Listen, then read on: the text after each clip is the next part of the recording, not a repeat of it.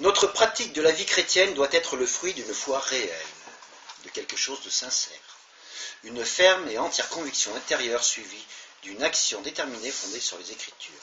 Nous allons voir ensemble comment vivre dans sa confiance, dans la confiance de Dieu. J'ai souvent entendu, moi personnellement, cette expression appliquée à ceux qui servent Dieu sans être salariés d'une église ou d'un organisme chrétien, comme si ceux qui perçoivent une rémunération pour leur travail vivaient sans la foi. Je crois qu'il faut être honnête, nous sommes tous appelés à vivre par la foi, et cela ne concerne pas uniquement les besoins de nourriture, de vêtements, de logement, etc., etc.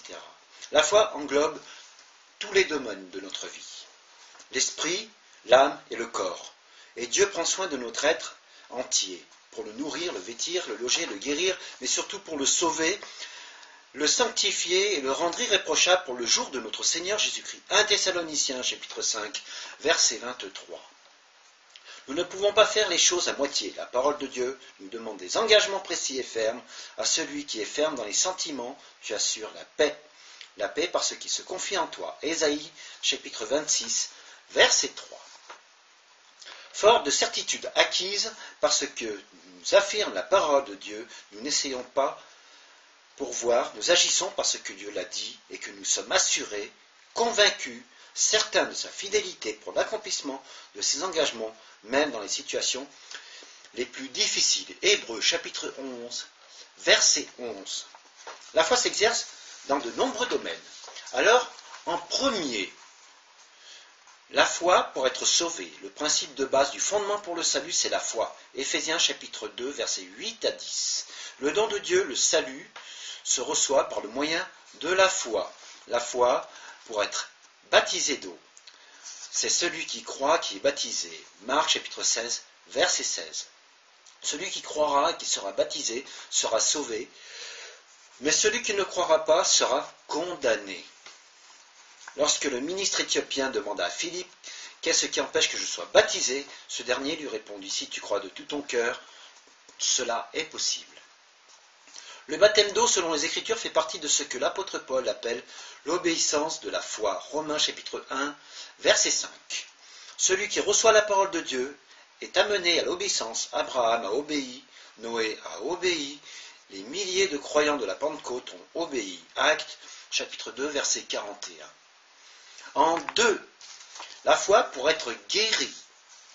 Eh oui, par la foi on peut être guéri, même de maladies physiques. Les évangiles racontent comment de nombreuses personnes sont venues au Seigneur Jésus-Christ avec la foi pour être guéries. Un des exemples les plus caractérisés est celui de la femme souffrant d'hémorragie. Marc chapitre 5, versets 25 à 35. Ta foi t'a sauvé ou guéri. C'est le même mot employé pour le salut et pour la guérison. On ne trouve son salut qu'au travers de la guérison. Donc par le salut, nous sommes sauvés. En Actes chapitre 14, verset 10, Luc rapporte la guérison d'un homme qui avait la foi en sa guérison. Si on y croit, on peut l'avoir. Et Pierre affirme que c'est par la foi que en Jésus, qui a donné à un homme boiteux une entière guérison. Actes chapitre 3, verset 16.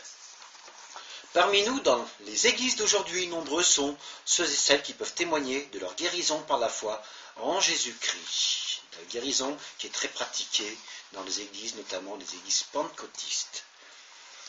En 3, la foi pour être baptisé du Saint-Esprit, après avoir cru au Seigneur Jésus-Christ pour le pardon de nos péchés et avoir été baptisé d'eau par immersion en obéissant aux instructions de Christ. Galates, chapitre 3, verset 14, nous dit « Afin que la bénédiction d'Abraham eût pour les païens son accomplissement en Jésus-Christ et que nous reçussions par la foi l'Esprit qui avait été promis. » En 4, la foi pour prier et pour être exaucé. Par la foi en Jésus, nous avons la liberté de nous approcher de Dieu avec confiance. Tout ce que vous demanderez avec foi, croyez que vous l'avez reçu. Marc chapitre 11, verset 24.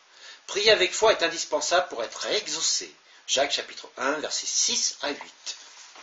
En 5, la foi pour l'accomplissement des promesses divines pour tout ce qui concerne la vie présente ainsi que la vie future. Abraham, par exemple, Abraham est l'exemple donné à chacun. Romains chapitre 4, versets 16 à 21. Voir aussi Hébreux chapitre 6, verset 12, Matthieu chapitre 6, verset 25, ainsi que 1 Pierre chapitre 5, verset 7. La foi, c'est la main qui s'avance pour se saisir des promesses et des dons de Dieu. Proverbes chapitre 30, verset 28. En 6, la foi pour vivre dans la justice de Dieu. Mon juste vivra par la foi. Hébreux chapitre 10, verset 38. Si nous croyons Dieu et le Seigneur Jésus-Christ de tout notre cœur, nous serons amenés à pratiquer ce qui est juste, ce qui est vrai, ce qui est pur et ce qui est agréable à Dieu. Philippiens chapitre 4, verset 8. En 7, la foi pour participer à l'enlèvement de l'Église. Selon la définition même de la foi, une ferme attente des choses qu'on espère. Hébreux chapitre 11, verset 1. Or, le Seigneur apparaîtra à ceux qui l'attendent pour le salut, pour leur salut. Hébreux chapitre 9, verset 27. Nous pouvons ajouter à cette liste bien d'autres choses, sachant que dans tous les domaines de notre vie chrétienne, nous sommes appelés à vivre par la foi, à exercer la foi, autrement dit, la confiance. La foi est l'élément vital de la vie chrétienne. Le juste vivra par la foi. Hébreux chapitre 10, verset 38 et Romains chapitre 1, verset 17. Vivre, ce n'est pas subsister. Vivre, c'est être. C'est le nom même de Dieu. Je suis. Je suis celui qui est, qui a été et qui sera. Agir par la foi.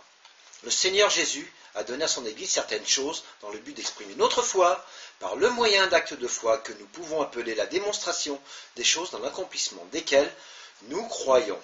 Il y a les comportements et les gestes spontanés qui engendrent la foi, autrement dit la confiance. Une femme atteinte d'une perte de sang qui touche le vêtement de Jésus.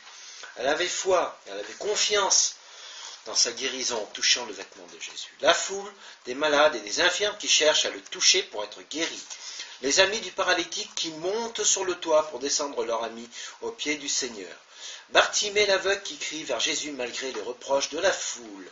Il y a aussi tous ceux qui ont agi sur une simple parole donnée du Christ.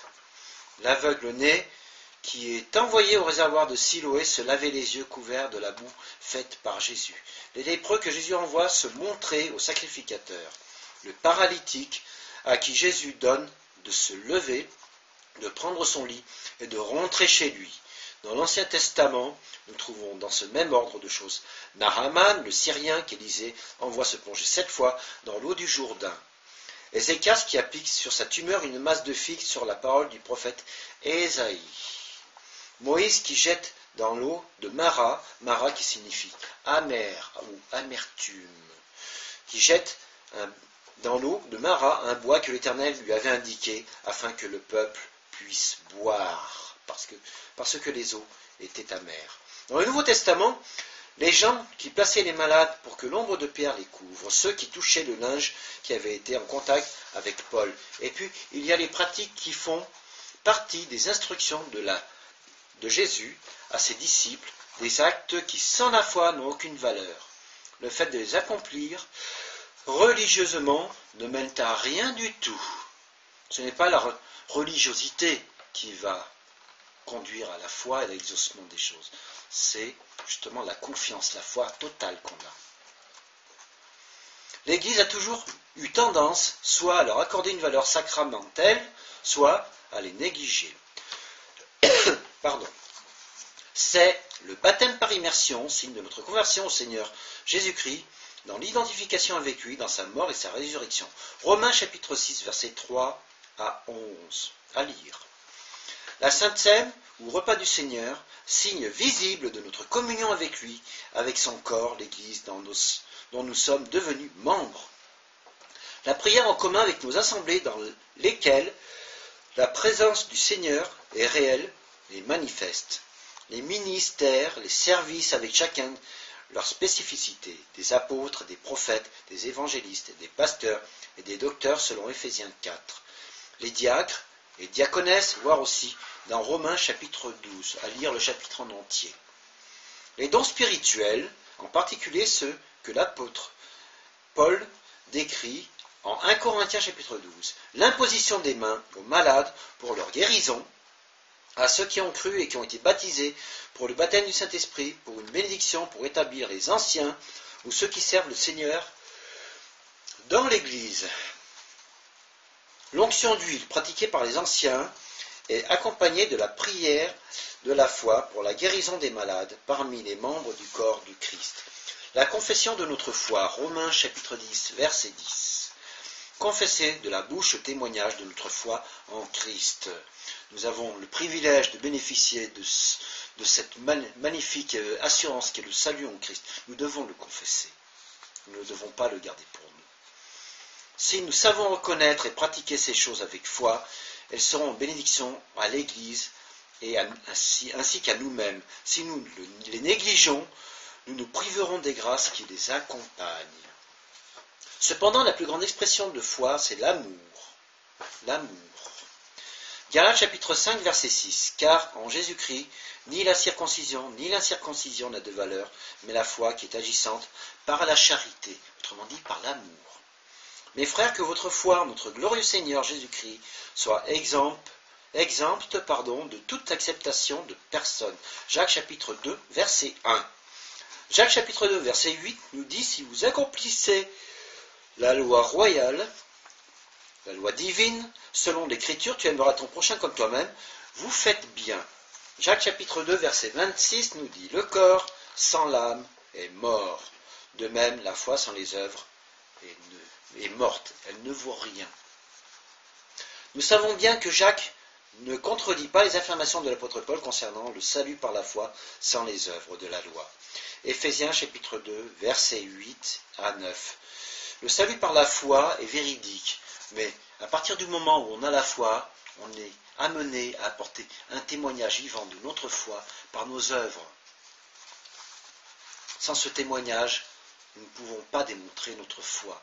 Donc, le changement qui s'est opéré en chacun d'entre nous.